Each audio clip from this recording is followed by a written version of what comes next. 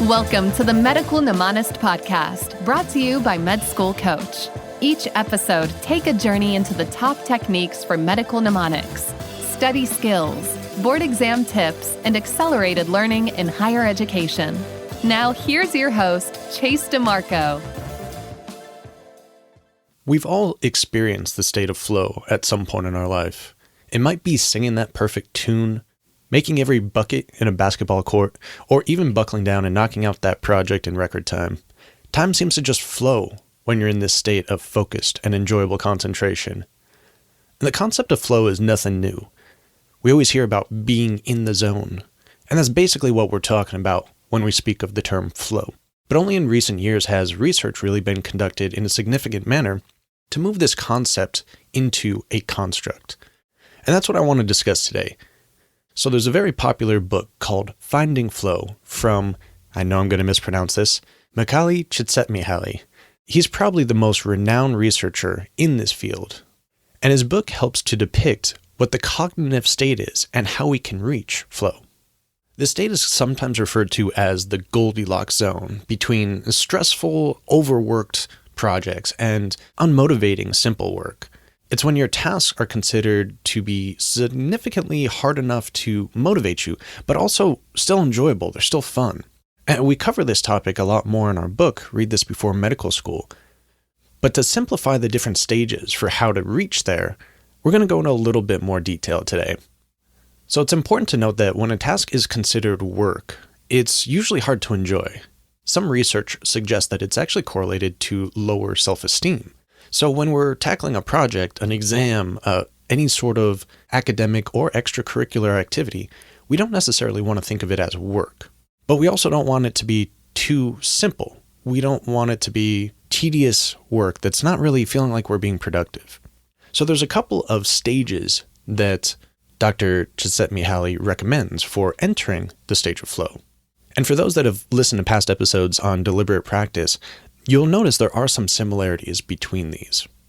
So first off, it needs to be a task that's going to put you in a high state of concentration. It needs to be stimulating work, something that's really enticing, something that makes your brain work. You also should receive some immediate feedback for the work you're doing. Make sure that you're on the right track. Make sure you're not spinning your wheels for no reason, or maybe veering off the path of what your ultimate goal is going to be. Which brings us to the next one, is setting clear goals. And we recommend often using SMART goals, and it doesn't really matter what type of goal setting strategy you use. Really anything that is monitorable, I would suggest using. I think one that differentiates this a little bit more from deliberate practice is that he recommends the task has to have a sense of control, or you need to have a sense of control over the task. So this probably isn't a state that you're going to enter if, for instance, you're sitting in a classroom listening to lectures. If you're being instructed by someone else, you really need to have that self-directed learning in order to reach flow. You also want to set few distractions, which is pretty obvious. If you're task switching back and forth, you're not going to be able to focus on the work ahead of you. And if focus is a main state of flow, then you want to limit distractions. Get rid of any sort of notifications. Make sure you're not switching back and forth between writing something and doing something else. Or, for instance, sometimes I'm switching between writing a script and recording a podcast, or studying something else, or creating a video. And you want to just pick one thing at a time. Limit distractions as much as possible. And probably the last and most important part is that the task needs to really meet your skills, your abilities. So that's going back into that Goldilocks zone. If it's too easy, you're not really going to get in the zone because you're not interested in the work. You don't feel that progress. And if it's too hard, well, you might be overwhelmed and not know what the next step is. I think this is probably why school tests are just so difficult sometimes. It's hard to get motivated for them. You might be initially motivated in the aspect of, oh, I'm studying something new. And that can be really enticing because you're learning something. You're pushing forward. You're not stagnating. It's not too easy. But you also haven't reached a point that's too hard yet, anyway. But when you're sitting in a classroom, or if you're rereading something or restudying something, which we often recommend not to do, then it's kind of getting to that, all right, I'm not pushing forward. I'm not necessarily learning as quickly as I was before. And it becomes a little boring, a little tedious. Actually, that's exactly why I always say don't reread your notes and textbook pages and chapters, because you're not pushing yourself to a new limit. You're not really exploring new material or trying to tackle it in a different way that's going to encourage more active learning strategies. It becomes passive learning, and then it doesn't really add anything. It's just easy. And often when it's easy, we find in learning, then it's not effective. When you're striving for something greater, better, deeper knowledge, or even adding in a different type of task, so instead of rereading your notes, you might discuss it with someone or hop on a forum even. You can use Reddit, you can use any of the med school forums and start a debate with someone, ask questions, get responses, get feedback. That can push you to a new level. Have you ever had a conversation with a friend or a peer about a topic you're really passionate about, you're very interested about, and you can talk for half hour, maybe several hours, and time just seems to fly by? It's because you've added that new, interesting aspect where they're challenging you a little and you're teaching them and they're teaching you, and it becomes fun and time flies. And that's part of flow. Or maybe you're creating a concept map or a mind map and you're just doodling away, organizing things, coloring things in a very productive manner, something that's going to stand out to you later on, and you completely lose track of time. That is also a state of flow. You're still learning, you're synthesizing information as you're trying to create this concept map or this mind map. And that process of challenging yourself, how do I want to enter this? What correlates to what? How should I organize and color these structures so that it's going to stand out to me later on? Is adding that little bit of challenge versus maybe rereading a textbook or rereading notes that you've already created. And consider if there are certain tasks that you've maybe put off doing before. Maybe you've had them on your to-do list, but you're like, it's going to take a long time, or I'm not really sure what to do, how to approach this right now. That might be a good task to actually take on, to enter flow, because you're starting to push your limits, you're growing, you're learning, while still in a state that you have control over the situation. You can control what speed you take on this new project or you learn this new skill, and you can associate it to your studies or whatever project you're working on in a way that you want. It's much more beneficial than being instructed on how to do something. A little side tangent here. This is kind of what irritates me a lot when I discuss online courses with people. Now, it can be different in medicine, I'm sure, but the same principle applies. If I need to go into the brick and mortar room, as many people say, I need to go sit in a classroom to learn. Well, you're just being instructed to. You're being taught at. You're not taking your learning into your own hands. And that's something that we really need to do as medical and healthcare professionals. There won't always be someone there to teach us. There might be someone there to guide us or to mentor us or correct us when we make a mistake. But we have to learn a lot on our own. So coming back to the focused aspect of this pathway, of these steps, is it's really important to pay attention in order to learn. And I know that sounds obvious, right? But how many times do you see your classmates or yourself listening to something, watching a video in class, talking with friends, doing something other than paying attention, focusing on their work?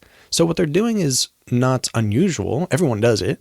But monitor how frequently that happens, because you're really decreasing your efficiency. If you want to knock something out now, if you want to get this project done with or cover this chapter's materials, you need to sit down and focus. I mean, this is why if you ever watch a webinar online, especially business webinars, one of the first things they always say is, all right, go turn off your phone and just make sure to focus on this for the next however many minutes it is. Because if you're not paying attention, you're not going to take away all the key points.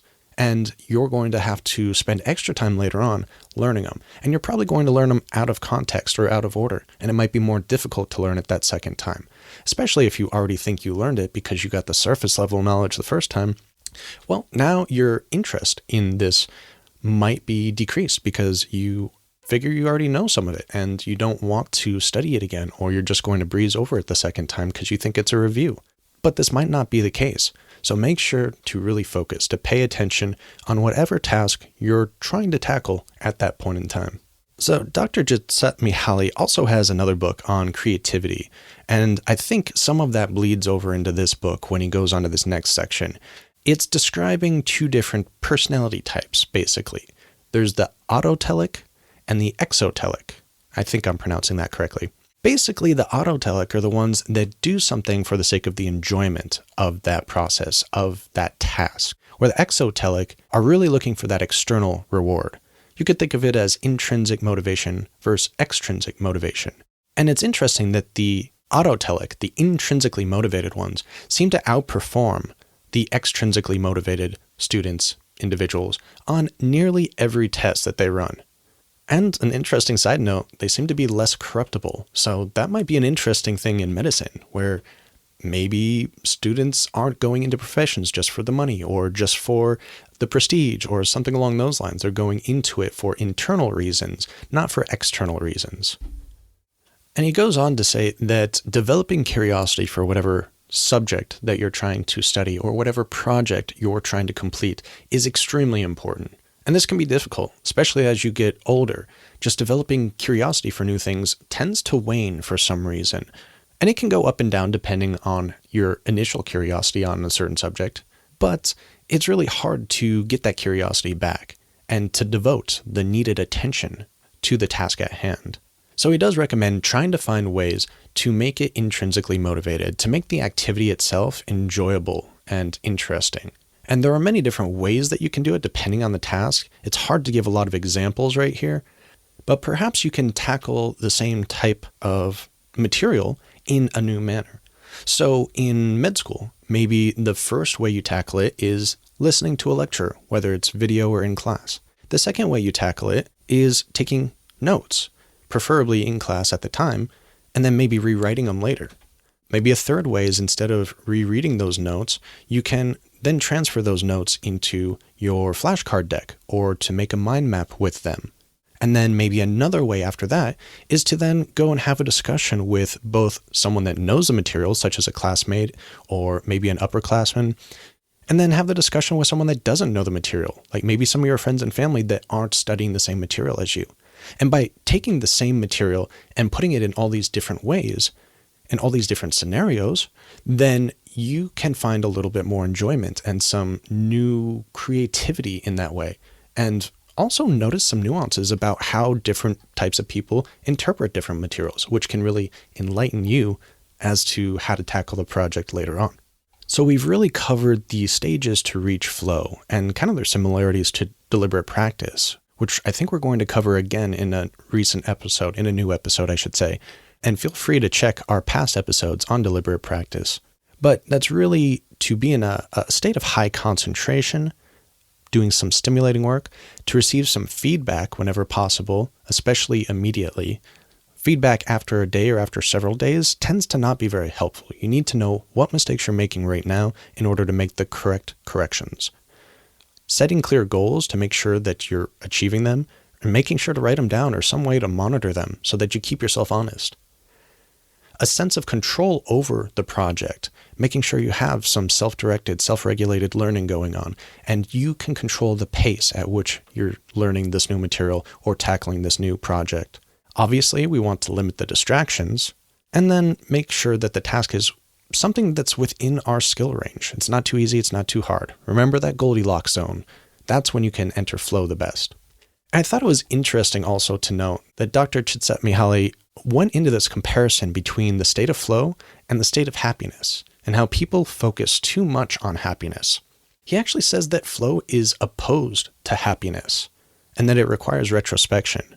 It requires constant challenges and changing and learning, which tend to not really correlate with happiness. We tend to think of happiness as like a state of being or a state of attainment, but it's not really a process. It's really more of a state of leisure, if anything. So leisurely activities we tend to associate with happiness. Lounging by the beach, or taking a stroll in a park, or something that doesn't require effort or work or thinking, which is opposed to the state of flow, which is progress, it is learning, it is active. But we can also still reach a greater state of happiness through flow, through that feeling of accomplishment, of a job well done. So focus on flow, not happiness. And I want to leave you with this message. He made this comparison at the end of the book, and I thought it was really interesting how he summed it up almost in like a mission statement. And it states that flow is when the heart, the will, and the mind are on the same page. When your thoughts, wishes, and feelings are all in harmony. I just thought that was quite profound. So let's reach this harmony, let's reach this flow, and let's progress, let's learn, let's grow together. So as always, if you want to reach out to me, please do. I do get a lot of spam on social media though, so if you can email medicalnemesis@gmail.com, that's probably the easiest way, but feel free to try to reach out on social media as well. If I have a lot of mutual connections, I'm more likely to connect with you. And also do join our Facebook group, the Medical Nemesis Mastermind. It's still up there. And we have a lot of members now. We do need some more activity. Ask your questions, pitch in. And of course, if you want to learn more about flow, about deliberate practice, about a lot of the study techniques, the prioritization techniques, and other ways to really improve on your medical journey, consider checking out Read This Before Medical School. You can find it on Amazon or any other bookstore. And if you've already read it, we would really love a review. The more reviews that we get, the more people show that it's an appreciated resource, that it's a valuable resource. And I really appreciate it if you can take the time to do that for us. Thank you, and I'll see you next week.